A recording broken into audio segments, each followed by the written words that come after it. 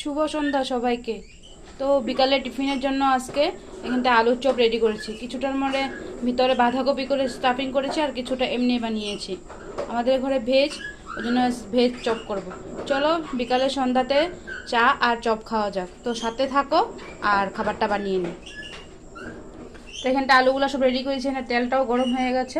এখন আমি চপগুলোকে আস্তে আস্তে করে আস্তে জাল দিয়ে ভেজে নেব মশমশা করে। তো ভাজাগুলি মশমশা করে নিয়েছি। ভাজালে ভাজছি, দেখো